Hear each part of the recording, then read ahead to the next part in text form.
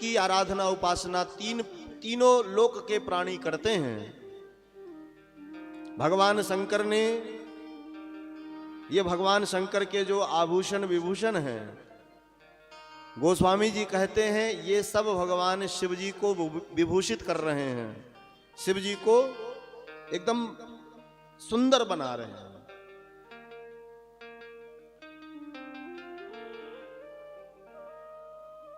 कहते हैं गंगा भगवान शंकर के मस्तक से निकली और गंगा ने सारे संसार का पाप हरण कर लिया। कहते हैं चंद्रमा भगवान शंकर के मस्तक पर, और वो भी चंद्रमा आप समझिए पूर्णिमा का चंद्रमा नहीं है, पूर्णिमा का चंद्रमा नहीं है, वो भी आप समझिए टेढ़ा चंद्रमा है, वक्र चंद्रमा है, दूतिया का चंद्रमा है, शिवजी ने मस्तक पर धारण किया हुआ है। बोले चंद्रमा संसार के ताप को दूर करता है।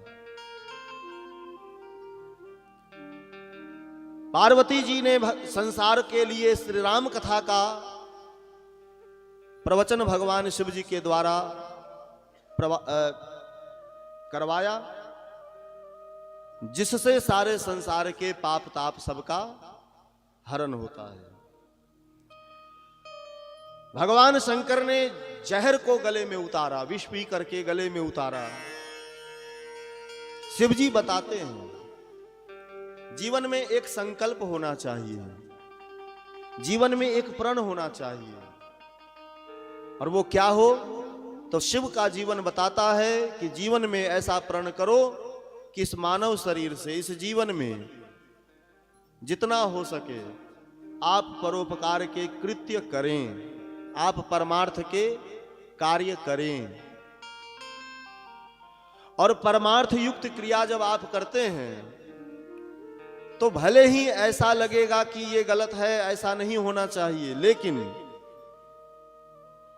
एक समय में वह व्यक्ति, परमार्थ करने वाला वह व्यक्ति, कहते सारे संसार के लिए पूजनीय वंदनीय हो जाता है। यदि भगवान शंकर ने विष न पिया होता तो संसार कब का समाप्त हो चुका होता, पर शिव ने विष पिया। कहते हैं संसार के समाज की बुराइयों को जीवन में इस प्रकार से आप अपनाओ कि वह भी हमारे जीवन के लिए दूषण न बने, वो भूषण बन जाए। अथवा यूं समझ लीजिए, गोस्वामी जी कहते हैं जहर जो एकदम त्याज है, त्याग देने वाली चीज है, वह भी शिव जी के पास आकर के शिव जी की शोभा बढ़ा रहा है, वह भी शिव जी की शोभा बढ़ा रहा है, वो शिव जी का विभूषण बन गया हुआ है। संसार में हम लोग कई बार कहते हैं कि बुराइयां खत्म हो जाएंगी, पर नहीं होगा। समाज में दोष कभी मिटेंगे नहीं।